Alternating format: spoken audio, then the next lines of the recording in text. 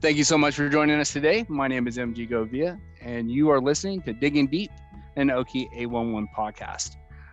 Thanks for taking time today to check out our topics. We're going to be talking about how to survive in this miserable Oklahoma summer, and we will even be optimistic of when it gets colder and what to do in those extreme temperatures as well.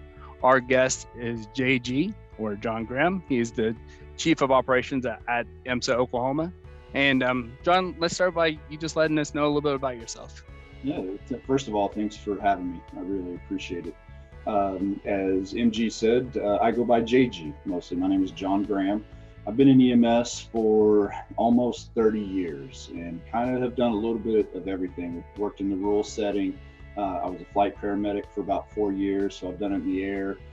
Started here at EMSA many years ago, working in our resupply division, our logistics division, and I've really kind of run the gamut in EMS. And as you said, even though my shirt says Chief of Staff, it's now Chief of Operations. So I have about 600 people reporting to me, not directly. So I have a great team, and I've got about 26 years here at EMSA. Some of that part-time in the early days, but I've run the gamut in EMS for sure. Outstanding. And being an AMS, first of all, being a first responder, thank you so much for being a part of that. And what we're going to be talking about today is, things happen. And one of the things that we're all working through right now, and whether it's our excavators, or it's our locators, or it's those who are dealing with the infrastructure, we have to work in this heat. And so I was just kind of thinking about that as a topic, giving us an opportunity to know what to look for, how to survive, all those good things. So I want to kind of let you just kind of run with that topic, and I'll probably have some follow-up questions when you're done. Yeah, really the number one thing is listen to your body. I mean, it tells you everything you want to know, and it's not just heat and cold and things like that, but that's really the most important. If you're feeling hot, you're tired, lethargic, things like that, you really need to heed those warnings and heed them early. Heat really comes in 3 phases. And, the first one, which we've all heard about, is heat cramps, which is just that. You start getting cramps generally in the major muscle groups. So your abdomen, legs, arms, things like that. And that's really the first sign of something's not right. But we are reversible at that point. Let's get out of the heat source if you can, find some shade where you can be in the wind. If not, and you continue working, and there's different scenarios. You have the home, just your everyday, and what in our business we like to call them weekend warriors, which I'm one of those. You let things stack up, and then you try to do it all in one 110 August day. And that's when people get in trouble. And whether you're at home, you're at work, and your folks, they work extremely hard in all kinds of weather, or you're at play. You're at the beach, you're just outside having fun. It's all the same. The heat will get to you. And if you recognize those cramps, get out of the heat. Take in some fluids, not alcohol. The Gatorade, the Powerades, water. Water is number one. You can stop that process and actually kind of get back to your day. Unfortunately, if that doesn't happen, it leads to heat exhaustion. Once you've reached heat exhaustion, nausea, you might vomit. Somebody might think you're not acting normal, which could be a slew of things. It could be anywhere from a diabetic whose sugar's a little low or even a little high, to a stroke. So it mimics a lot of things. But that's when people really start to think this other person's in trouble. And then now you're starting to get to where it's not as easily reversible. Treatment's really the same. Take on those fluids, get out of the environment, try to find air conditioning, obviously is best, whether it's in your car, your home, your business. At least find some shade if you can, and stay in the breeze. If those signs and symptoms are ignored, or you can't get out of that heat source, it will lead to heat stroke. It's then a life-threatening emergency, and that would be the time that you definitely want to contact EMSA. Call 911. It leads to severe confusion, unresponsiveness, and if it goes unchecked, unfortunately, every year we have deaths that are from the heat. Mm-hmm. So it's really important, and it really the driving factor is get out. Get out of that environment if you can, and it's not always possible. Whether it's a job related, some people are afraid to report those things that they may be in trouble and things like that. There's people that don't have air conditioning, and they're at home and they have nowhere else to go. So most important is to try to get out of that environment. To our weekend warriors, those who are doing these projects, and like you said, you feel like you put off these projects to try to knock them all out on one weekend. Take your time. Prep, it sounds like, is a big thing. Get hydrated before being out in the heat. I know that's something that's always been preached to me as a kid growing up with sports and all that stuff.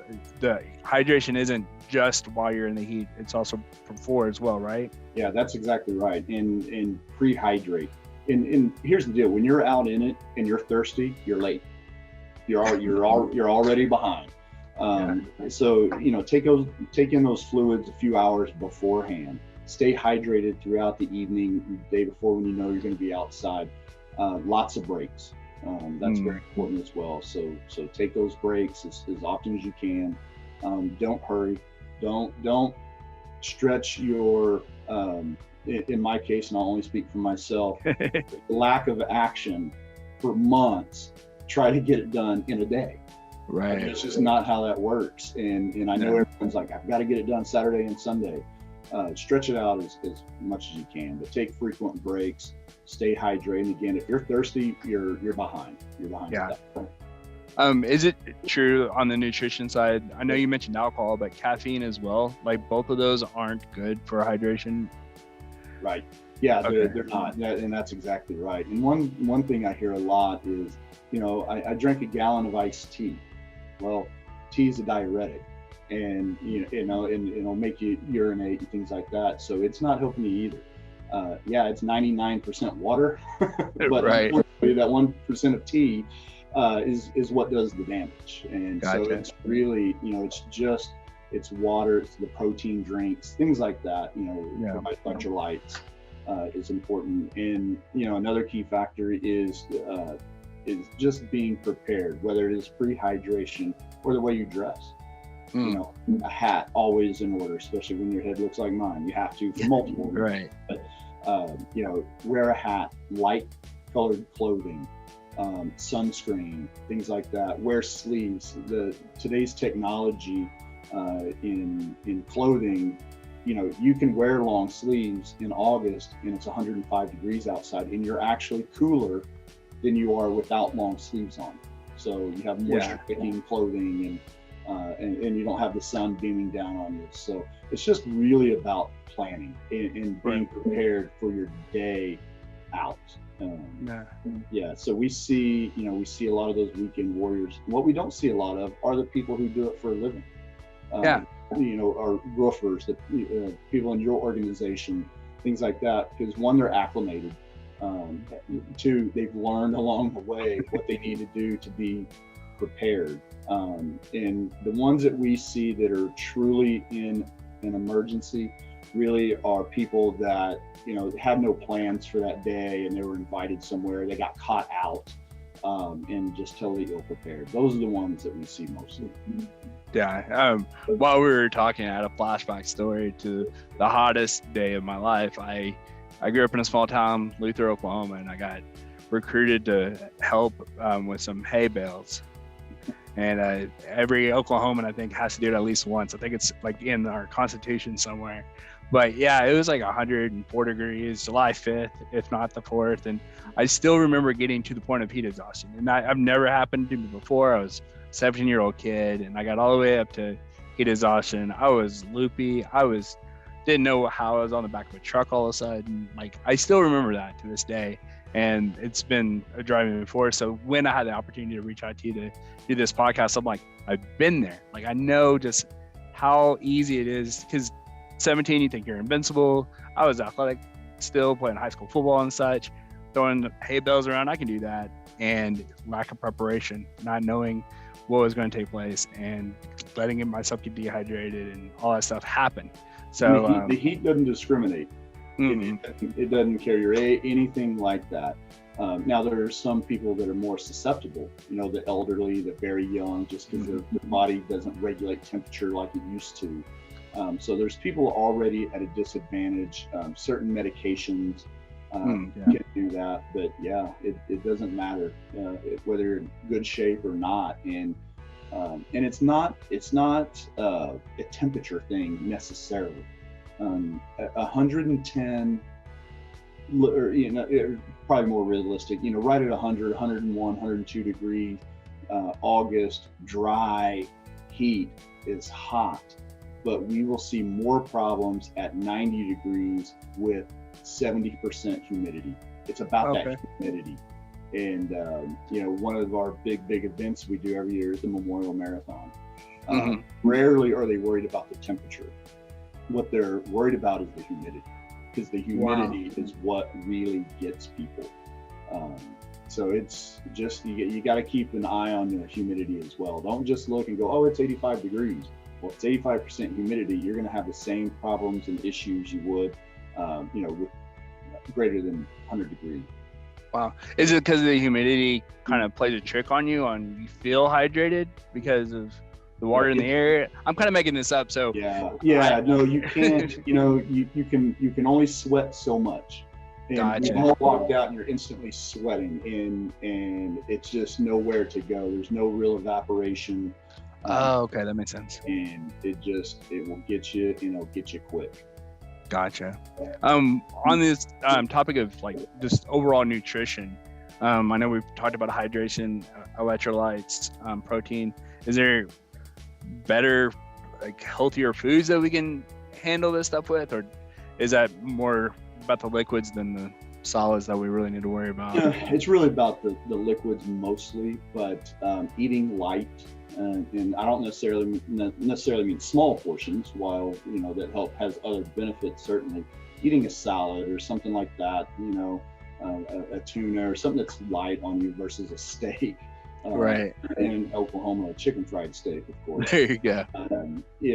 Just eating better, and it just helps with your overall health and well-being in general, and the better shape you're in. So we encourage people to get out and walk and do whatever they can do up to their fitness level, and all of that stuff helps, especially if you're a real goer in the summertime.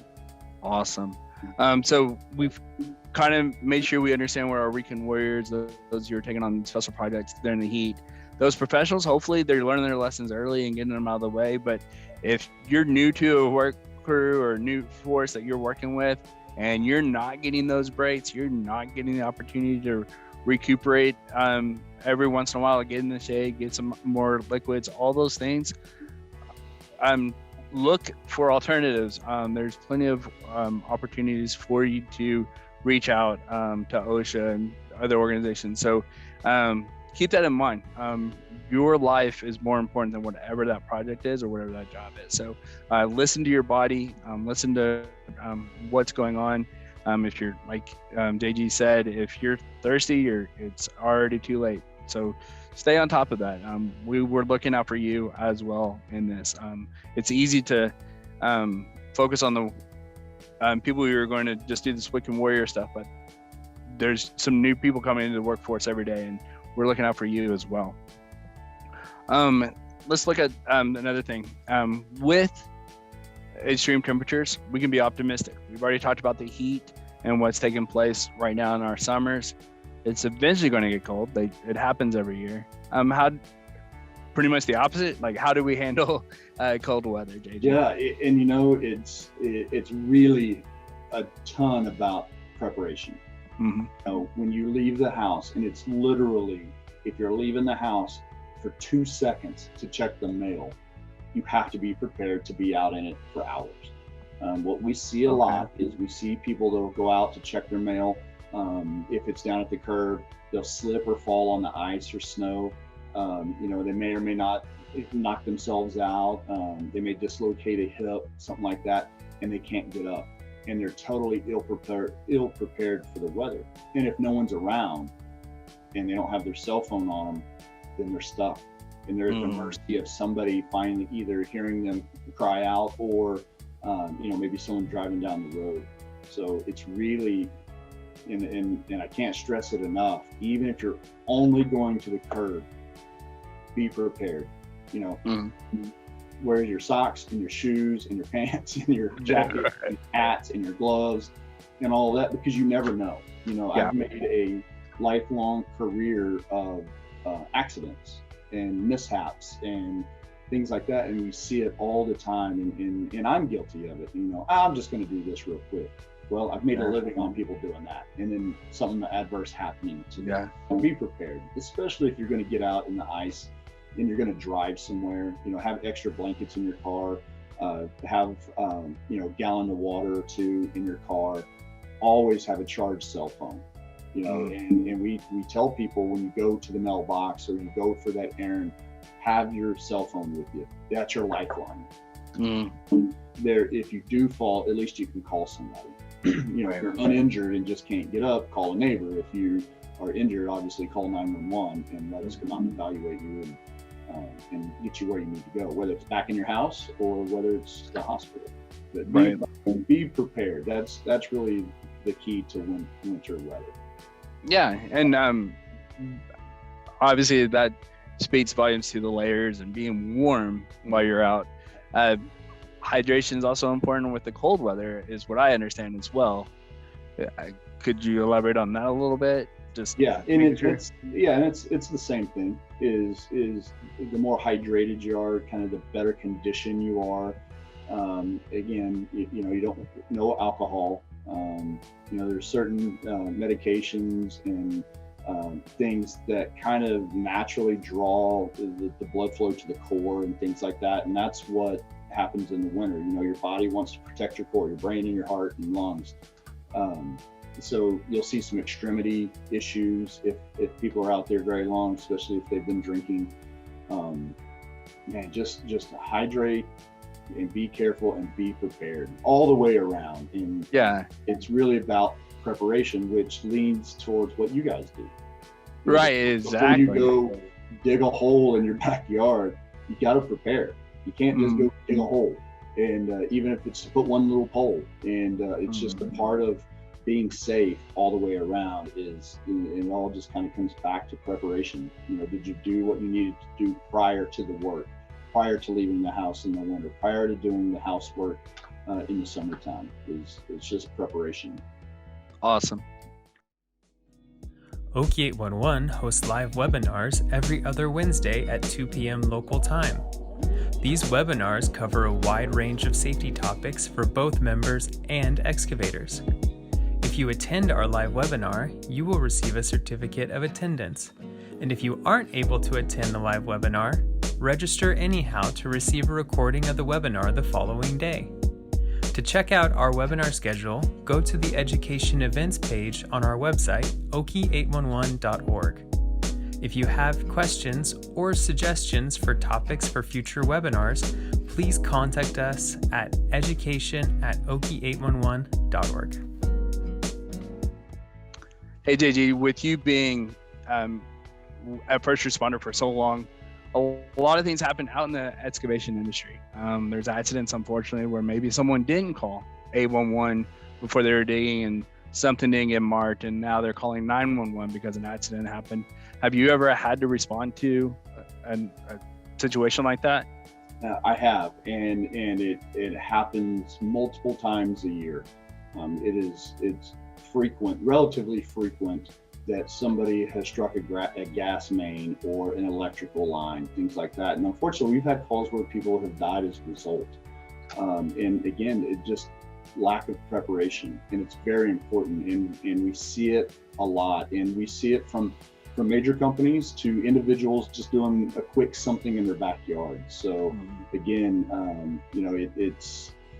it's the gamut, and it all goes back to preparation and making that call and calling 811 to come out, because really that's easy. That's easy. Call 811. And I fear what some of the things that people do is they procrastinate and they forget. They want to work this weekend, or they're on a timeline and they forget to call 811 to have them come out, have you guys come out and measure. So you got to make those calls, and you got to delay if you need to, because it is and has been a matter of life and death. Yeah, it's weird how the correlation falls there, right? The people who have struggled with the extreme temperatures is usually a lack of planning or not being prepared for the situation. Those who have been involved with these excavation incidents, they lack of preparation, lack of experience.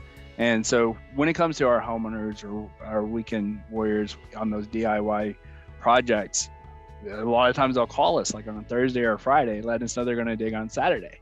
Well, that's not giving the companies long enough to get out there and mark their lines. And so they run that risk of digging blind and running into stuff like that. So the overall message of this whole thing, and I want to stress this, is 811 before you dig, so you're not calling 911 later. And we want to protect you, whether it's the extreme temperatures and the work that you're doing out there, but also just to dig safely around those underground facilities that are out there.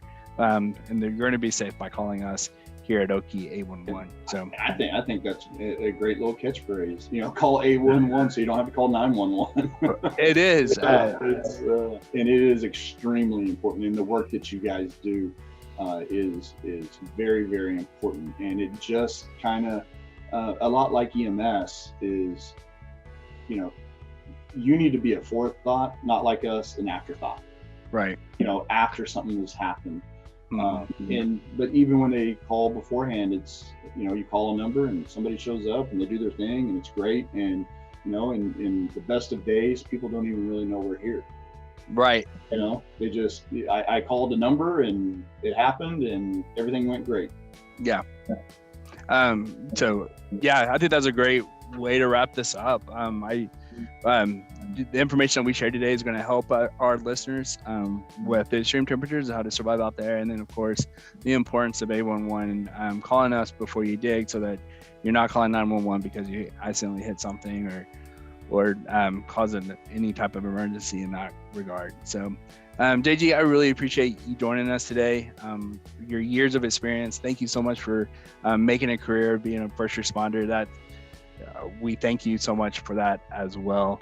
So with that, thank you everybody who listened to us today on Digging Deep and Okie 811 podcast. And I look forward to seeing you in the near future. And thank you for doing all you do to keep Oklahoma safe.